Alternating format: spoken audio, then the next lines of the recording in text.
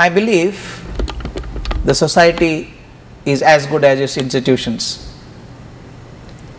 The institutions are made up by teachers. The quality of education is just as good as the quality of teachers. My present passion is to train the teachers and to make them more creative in whatever they are doing. If a teacher is not as creative as at least the student, I cannot stimulate a student. Learning becomes a drudgery rather than a joyous venture. To make learning a passion for life, to make teachers enjoy what they are doing, what we need most today is creative teaching.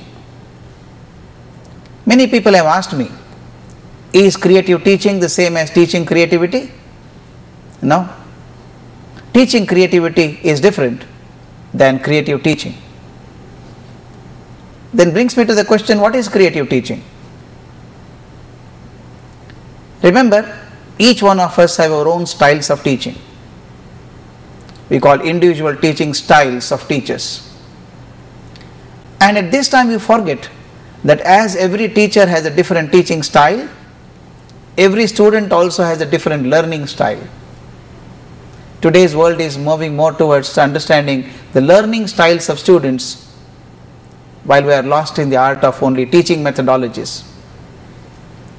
To understand how the child learns is more important today. Only when a teacher matches his or her teaching style to suit the learning style of the student, teaching becomes creative. Otherwise, a large segment of students are left behind. They lose interest in the class, and that manifests as disruptive behavior. When I blame disruptive behavior, I should realize I am the cause for it. I should identify the way I can change my teaching style to suit their learning styles. That is to me creative teaching.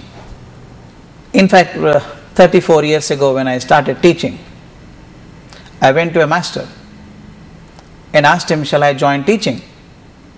Mind you, I asked him a question. Instead of answering my question, the master threw me 3 questions. And he said, child, listen to these 3 questions carefully. And if the answers to these 3 questions is yes, go ahead and join teaching profession. You will be happy and students will be happy. If the answers to any of these 3 questions is no or even doubtful, for God's sake don't become a teacher, nothing is lost. And my friends, I consider these 3 questions as the foundation of what I call ethics in teaching. The first question looks apparently very simple. Remember, none of these 3 questions are so simple. They are poignant with meaning. The first question is, do you think you love your subject?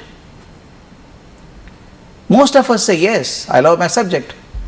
But the question is, do you love your subject because it gives you a job, a sustenance, or you are passionately in love with the subject?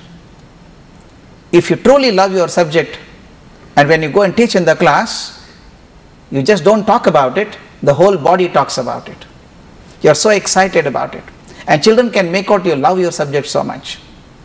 In fact, no question of students feeling bored about it. Students feel bored only when I am not passing on that excitement to the students. When I love something intensely, it manifests in my behavior in the class, and students are also charged up. And do you love your subjects and teach with the same passion? When the child listens to your class, the child should feel nothing is more interesting in life than learning this subject. Do you mean that? The second question is more intricate, at a higher level. Second question is, do you love your profession? Many people make some remarks about teaching and say, some people are teachers by choice, some people are teachers by chance. To me, my friends, it is irrelevant. Whether you become a teacher by choice or by chance is not important. Once you become a teacher, you should stand up to the demands of a teacher. There is no question about it. Imagine we are going on a tour on a hillside. We are going through a very difficult terrain. We hire a car And imagine you go and talk to the driver and ask him, since how many years you have been driving? He says probably a couple of years. And you ask him, do you love driving? Oh, imagine he says, oh, I hate driving. The moment I sit behind the steering wheel, I feel like dozing off. I hate this job. And especially this terrible terrain, I don't feel like driving. Now tell me, are you excited to travel by that car? I bet you don't. The reason is, when you have an unwilling driver, the risk is very high.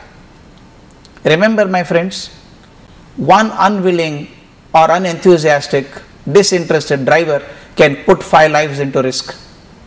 One careless pilot can put 300 lives into risk. Mind you, one slightly disinterested teacher can put 10,000 lives into risk. We can destroy the curiosity of a child if I am not interested. The boy who could have been a Nobel laureate will land him up in an unprofessional job.